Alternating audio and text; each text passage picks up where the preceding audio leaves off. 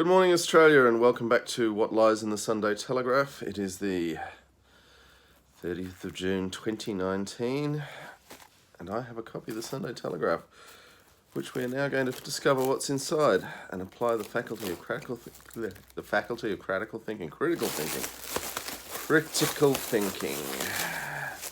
and maybe some facts, maybe a little bit of reality to the delusional dreamland the Murdoch media wants us to sleep through, while the worst people in the world despoil the landscape and engorge themselves on the riches of the Commonwealth. I'm in a cheery mood today. How about you? What have we got here? Bachelor badge ready for love again. So Nick Cummings, a former rugby union player, moderately talented winger, looks like someone who's taken a lot of drugs, but obviously I'm not suggesting he takes a lot of drugs, and is a character and a larrikin, all things that the Murdoch press loves, as long as it's expressed in socio-normative ways and not in any way subverting. Right, after copying a battering from fans for dumping all of the girls on TV's The Bachelor, Nick Cummings admits he's gun-shy when it comes to romance, but he's still looking for love. When did Australia's biggest selling newspaper become the Woman's Day? And then under that headline, $4 million brekkie bonus, Annette Sharp exclusive, Hadley, that is Ray Hadley, keeps pay rise despite not moving to Prime's time slot. So talkback radio gossip under the dating life of a former football player. That's our front page, folks. That's the big news in Sydney, Australia, and the world in a weekly paper.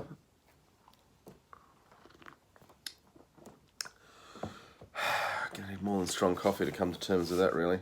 We've also got the crisis in the bush is even worse, despite, or perhaps because of, the Sunday Telegraph's help. Right, we've got 2 pages of Hello World travel, fun with the family. Everyone should go on a cruise. Literally offshoring the profits. Right, Rex Airlines is in trouble for its air safety. Yes, who would have thought a Bush airline might cut some corners? It appears that the system is working despite the owner's best efforts. So Mix Picks, the editor's best. What to do with your kids. There's a school holiday fun guide. We're going to talk about Australia's best pies. Suburb by suburb guide to cancer. That is going to get people talking. David Walliams has a book. And Ali Wong and Keanu Reeves look cute together in Always Be My Maybe. That's the movie, which is on Netflix, and I do recommend, because anything with Ali Wong in it is probably going to be worthy of your time. Keanu Reeves is okay, I guess. Let's see, Barty's Backyard Battle. So alliteration from the headline writers for the Ashes. And we've also got Barty's Fight Back in the sports section, apparently. Look, I think Ash Barty seems like a lovely human being and is obviously a gifted tennis player who works very hard to get where she is. So probably the least objectionable person we're going to encounter in the pages of this paper today, but really, nothing's happened. We'll just talk about her anyway. It's not like anything important's happening in the world, you know. Mass extinctions, climate crisis, war in the Middle East. No, Ash Barty is in fact human. Who'd have thought? Dump cam turns hump cam. Night Division plan to stop asbestos crooks, instead put spotlight on Randy Couples. As you might expect, quiet areas where illegal dumping is possible are also handy for young people to head to if they don't have rooms of their own. Or if they just like, you know, going out in the back seat of a car while people are watching. That's your kink, more power to your elbow. I'm not here to shame you.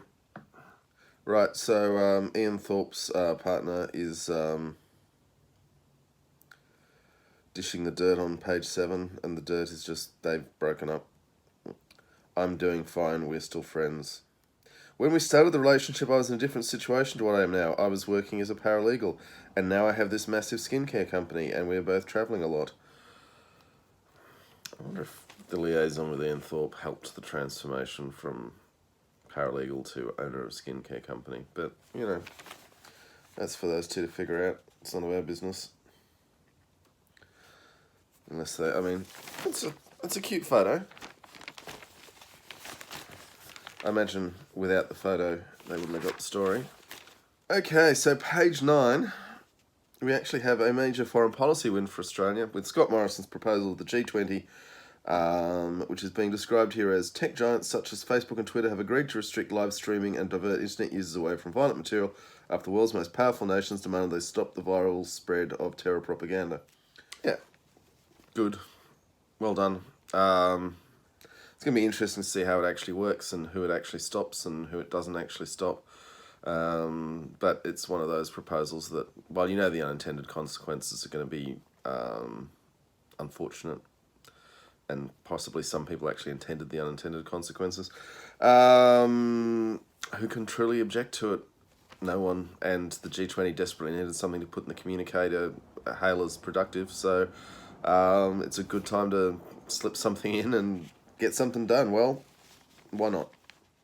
So a boat shed in the Sutherland Shire enclave of Burraneer is for sale at $350,000.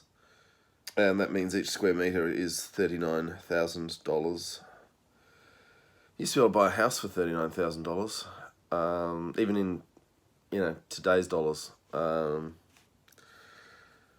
you know, it's the value of the land, isn't it? A little two-par noting that no charges have been laid based on the police raids on the media last month. Oh, here's John Rolfe is still going at the airlines. This guy should be doing more serious stuff because he digs. Airlines are attempting to extort extra money from parents by seating their children with strangers. An investigation reveals the worst offender is AirAsia, which claims to do its best to seat families together but routinely splits them up. The additional cost of being reunited can be as much as $100 for a family of 4. I don't know, this sounds like a losing strategy from AirAsia in the long term. A, the families get annoyed and are less likely to book with you in future, or certainly, you know, reconsider the discount portion of your fare, considering it's still a terrible flying experience. And the passengers who get lumped with other people's children probably are never going to fly with you either. But good on John Rolfe for digging into that. I'd never thought of that. I've learnt something from the Sunday Telegraph, and it is a rare day. A rare Sunday even, when I can say that. So, well done, John Rolfe. The only grown-up in the Sunday Telegraph as far as I can tell. Right, Jodie Mackay is... there you go, I've learnt something else. Has been elected Labor's leader in New South Wales after a resounding win over rival Chris Min. Former TV presenter, they note, because why not diminish her? Yeah, so they note that it means 2 women are leading the 2 major parties in New South Wales Parliament for the first time. That'll be interesting to see how that goes. Baby tigers at the Gold Coast Zoo. Look, I'm not going to deny you baby tigers. They are pretty cute and very well lit. Is there a credit on these photos? Yeah. Jamie Hansen, well done, Mr. I assume Mr. Well done, Jamie Hansen, whichever part of the gender spectrum you adhere to. Right, Ava Benny Morrison, the Queen of Crime, informs us Underbelly Widow stands with cop Gary Jublin. The widow of drug dealer Terry Falconer, whose murder became an Underbelly TV series, was backed, not one of the good ones, was backed to charge Detective Gary Jublin. He will really appreciate that help from someone with the underbelly sobriquet. Now we get to the Radio Wars and Hadley's breakfast treat. Hadley has lost his war with Alan Jones, apparently. Chris Smith is going to spend more time with his kids. We treated to a picture of Chris Smith with his partner and kids. Who would have thought a talkback radio host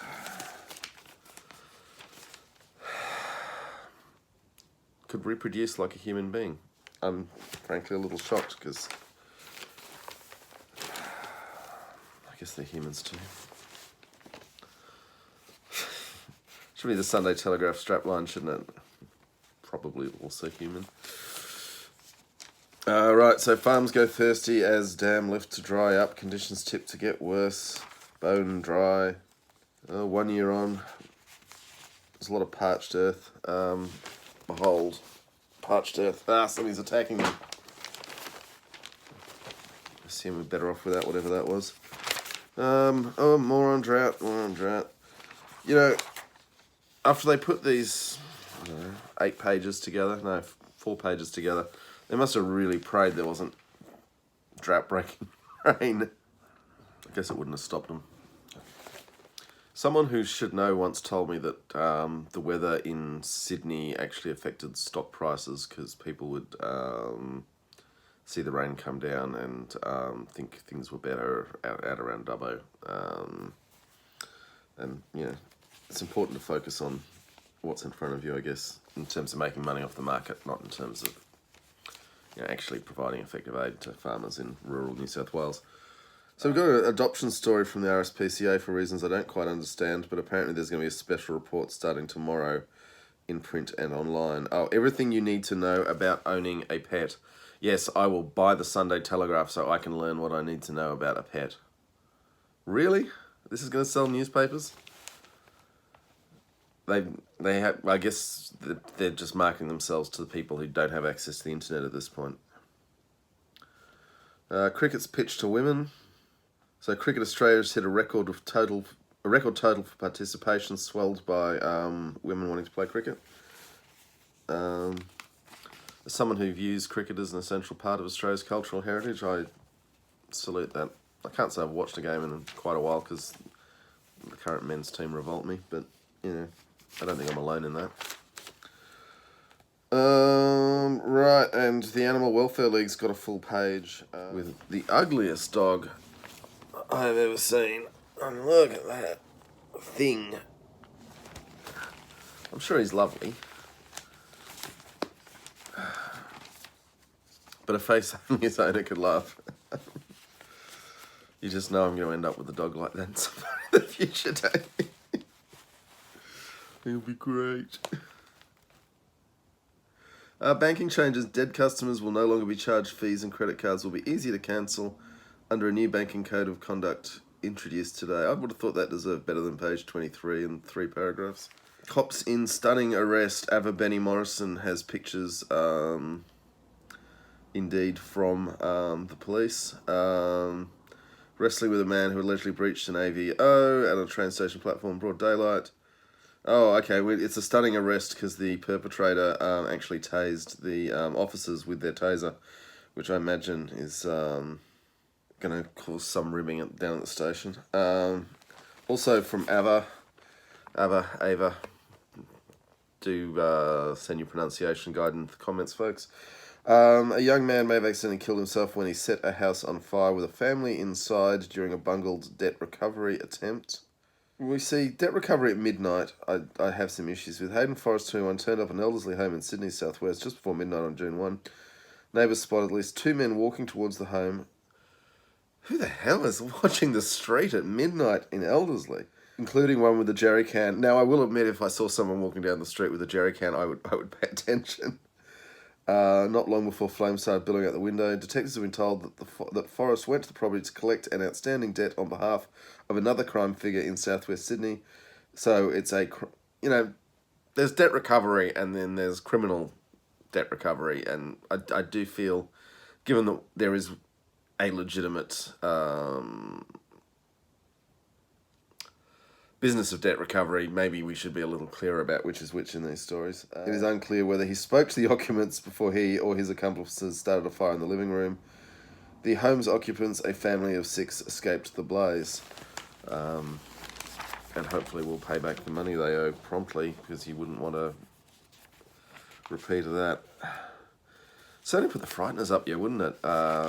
Knowing that bad people were willing to set fire to your house at all hours of the night. Right, the cancers that are coming for you and how to beat them. So the worst paces for cancer, and there's a bit of a spread. Northern New South Wales, Murrumbidgee, Hunter, New England, Western New South Wales, Murray, Nepean Blue Mountains, Central East Sydney, North Sydney, Southwest Sydney, and West Sydney. So I'm not seeing a hot spot in that. And, you do get complicated mortality and comorbidity issues that cancer in general, and obviously I'm not talking about all cases, is a disease that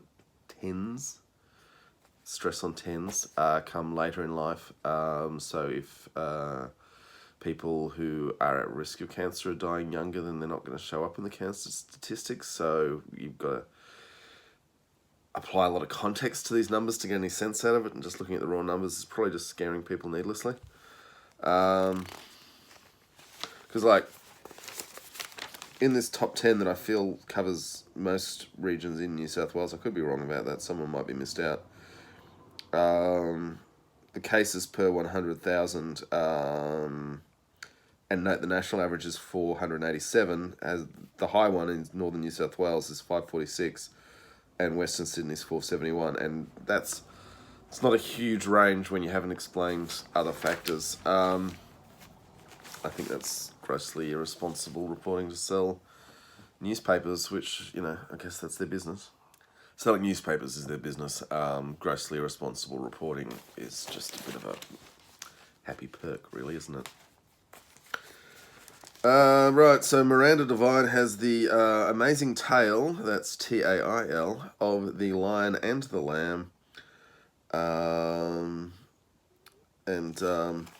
a picture of a bar lamb because Miranda couldn't fill her paragraphs by the look of it. An unlikely friendship between a sheep farmer and an animal activist has sparked an invention which has saved the Australian wool industry. So this will be about mulesing.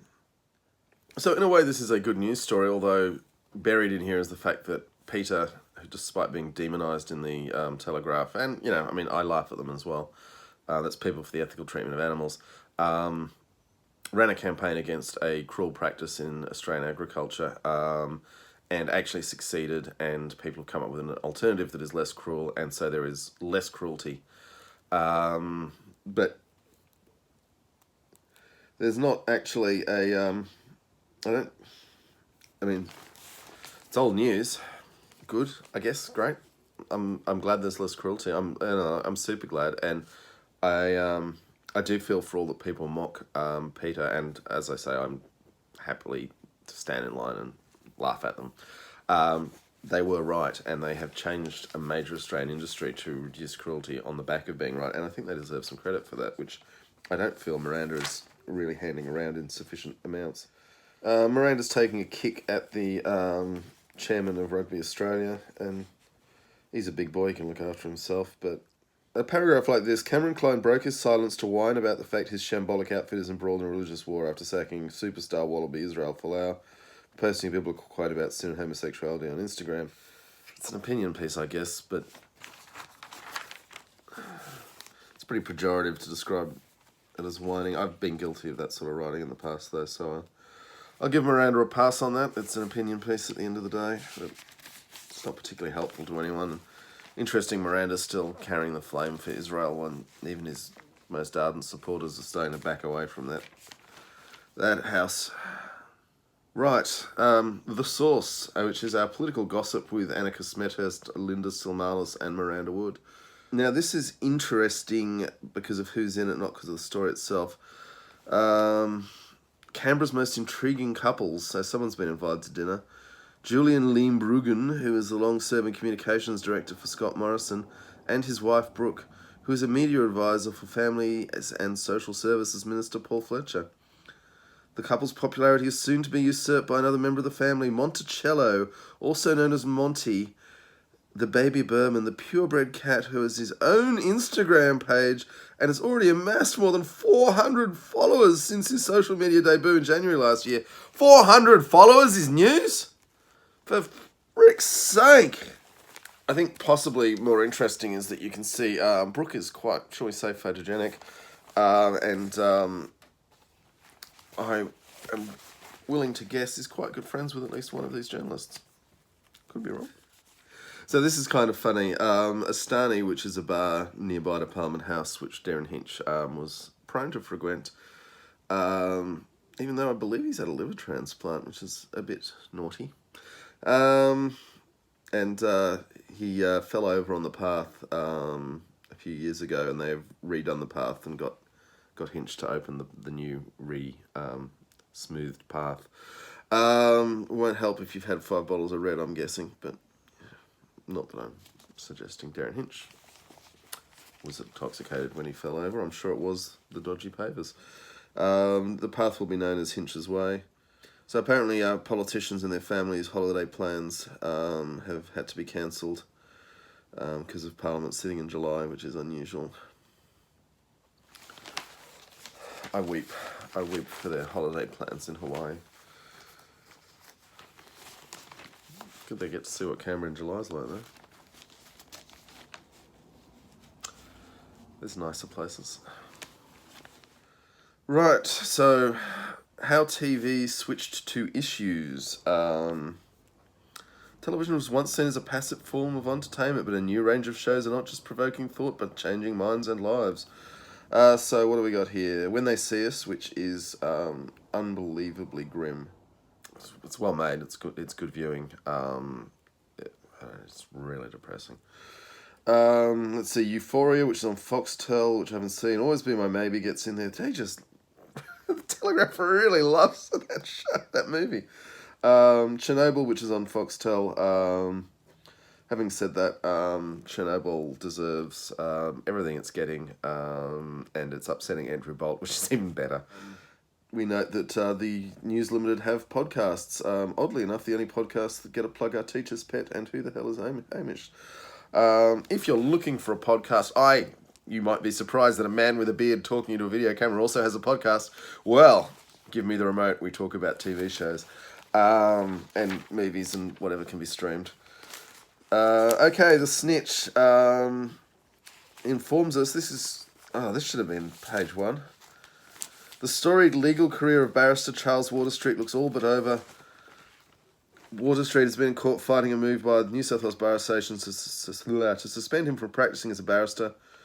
The Bar Association doubled down on Friday by cancelling Waterstreet's practising certificate altogether. Now, Charles Waterstreet, for those who don't know, is the gentleman on whom the ABC TV show Rake is modelled. Only in Rake, it's the charming and delightful Richard Roxburgh, and when a charming and delightful man is a lecherous sleaze, it's just a bit of fun, and everyone's consenting. And Charles Waterstreet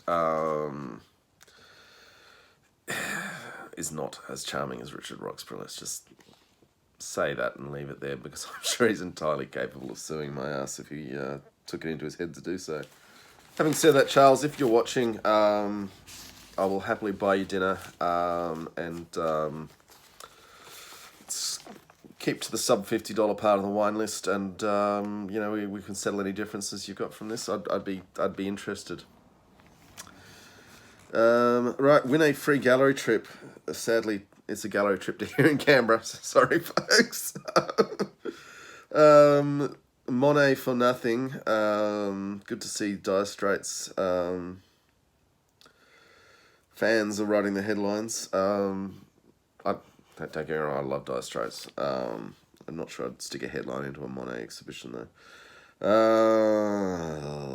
Yeah. So there's a quite small Monet exhibition at the National Gallery here in Canberra. If you've never seen a collection of Claude Monet paintings, then definitely I would recommend it. If you have seen a large collection of Monet paintings before, then I don't think this one's worth travelling for. Let me stress, if you have never been in a room full of Monets, come and see this. Totally. If you have not, yeah. Or if you have, yeah. Telegraph is claiming victory on page 37 for their heart campaign. You can now get a Medicare rebate for a heart health check.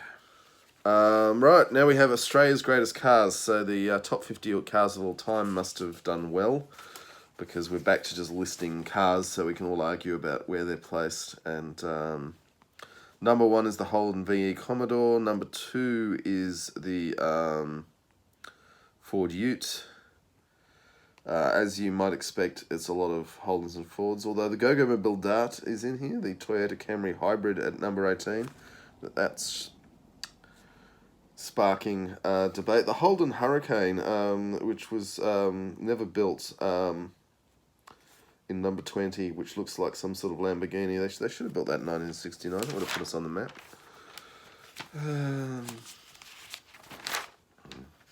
Sport.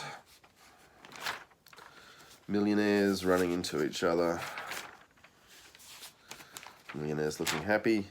I mean, I got to admit, sport photography is pretty cool. It's better than chasing politicians. I mean, yeah. When I used to do local news, a day at the footy taking photos was far superior to the mayor cutting a ribbon. Alright, from millionaires running into each other straight into the horse torture for people who can't access the internet. Seems crazy, doesn't it, that you could access a piece of paper that's been printed specially and shipped around the country, but you're incapable of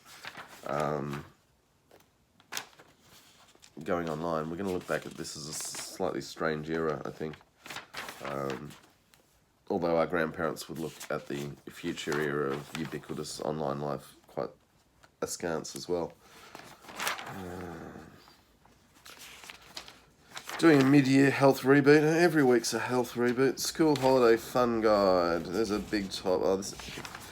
The ad sales department live for these features because they can actually get some urgency into the sales process. Like, you must sign up this week, today, or you will miss out on this feature. And that, in fact, drives a hell of a lot of what gets printed in newspapers, more than anyone would like to admit. Interesting, Peppa Pig is still in favour. School holiday movies. God, the Lion King reboot is July 17. New Spider-Man's opening tomorrow. That's good. Toy Story 4, of course. I am looking forward to that. I have to watch it secretly because my partner doesn't like animation. She says she doesn't. She often actually does when she watches it, but it's hard to get her over the line. One pot winter warmers. What do we got? Lamb pomegranate and eggplant tagine. I will admit that sounds good.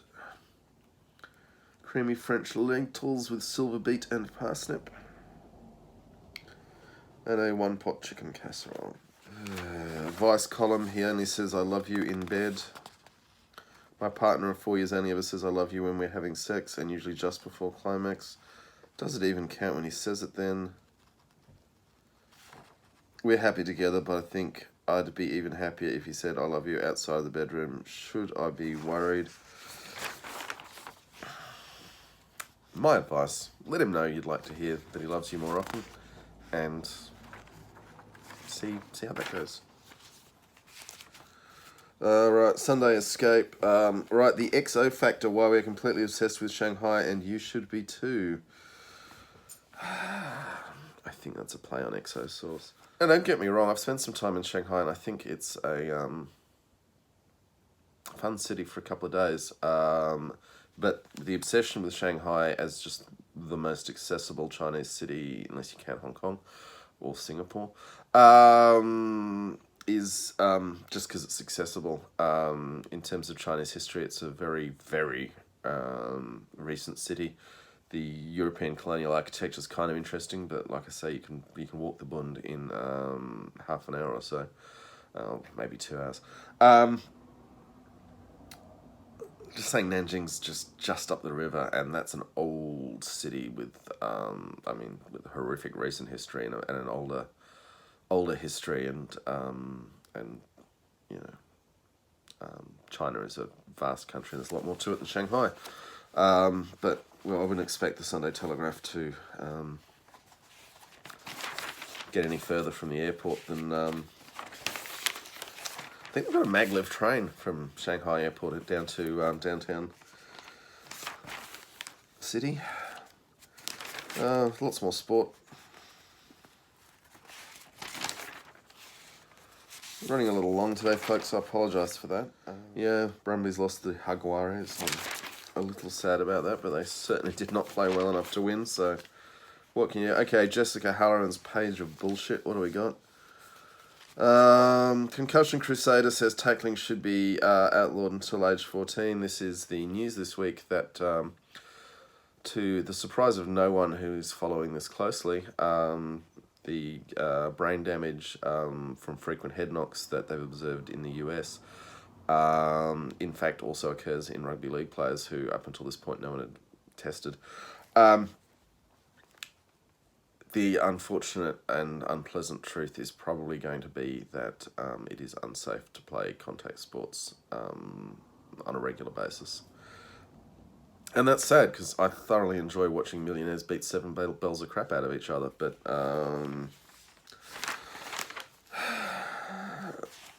how much brain damage are we willing to take? Okay, so moon landing, it's Moon Week. Right, so Australian astronaut Dr. Andy Thomas says the search for extraterrestrial life could help bring humanity together. Look, Andy Thomas is a great man and a great Australian, but he is arguing for funding for his sector here. So, I don't know, maybe someone who doesn't have skin in the game would be a better, more interesting voice there. So, world news, Dems stumped on Trump. The Democratic votes were supposed to give a clear picture of who could defeat Donald Trump. Instead, they just muddied the waters. They've noticed that Joe Biden was destroyed by his rivals. Joe Biden is a man of significant accomplishments, but he's not going to beat Trump. And his time is up, and he should depart the stage, in my view.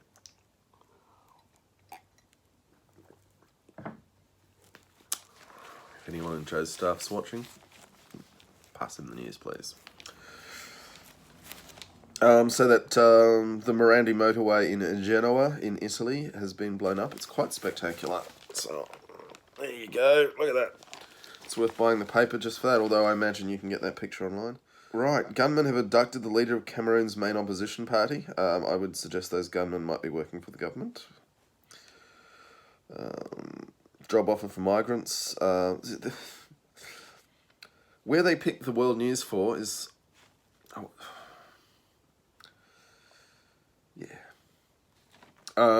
France hit 46 degrees a couple of days ago, which is unbelievably hot for anywhere, and particularly in Paris, where the air conditioning is not standard. It would have been extremely unpleasant, I imagine. But then again, people are all dancing in fountains. There's not a lot of fountains in Paris, to be honest, so while this is photogenic, I'm not sure this is going to cool down the masses. So the trade war with China is on hold. Trump and Xi Jinping have agreed to restart economic and trade talks after a very, very good meeting on the sidelines of the G20. We'll believe that when we see it. But that sounds a bit like good news. The barefoot investor wants to tell us about the dog that's on the cover of his books, which is nice that Scott Pape has what looks like... Oh dear. Okay, so Betty the dog has passed away. Right, this is a weird self-indulgent piece, but I'm sad that his dog has died. She seems nice. I've got a couple of Kelpies watching me right now. Right. Peter Credlin. Whole page to herself.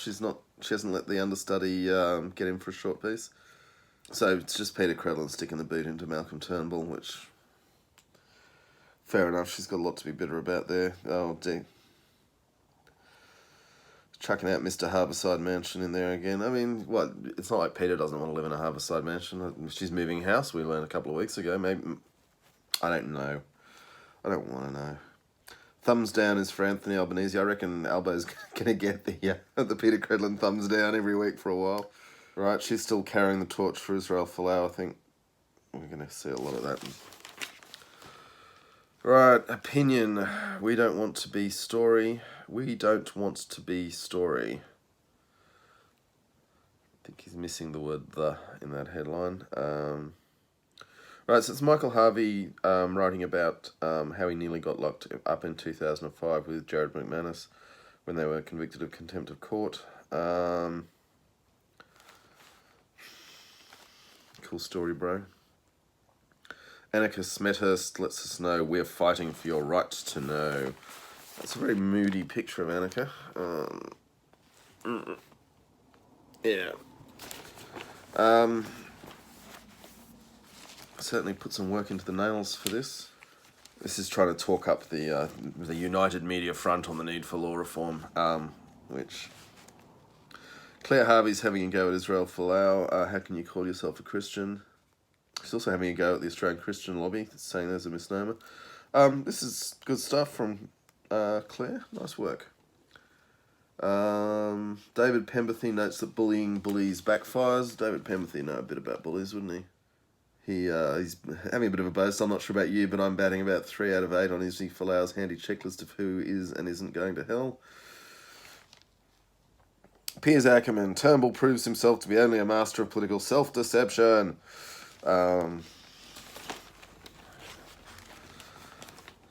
It's great that Piers Ackerman can make a whole career out of just spouting garbage that Rupert Murdoch likes. Although, he's probably right about Turnbull. I'll get stop clocks and everything, aren't they? Alright, Labour's new face too late by months. Yeah, well, they did take a dud to an election, didn't they?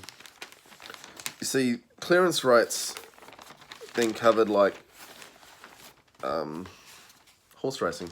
It's kind of interesting. Again, I really think people who care are... that escorts page, like, you could get sacked for having that in a workplace. Okay, there's Muriel's Wedding the musical, because, you know, we haven't had enough of the film. Natalie Abbott is playing Muriel. She seems nice. There's a Michael Hutchins movie out called Mystify. Spider-Man Far From Home gets 2.5 stars. As noted, there are hard markers in the Telegraph movie section. Mystify, the Michael Hutchins movie, gets 3 stars. And Unexpected Love, starring Mercedes Moran and Ricardo Darín, is 3.5 stars, which makes it the winner of this week as far as I can tell.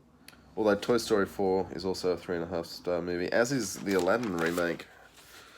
Will Smith is delightful.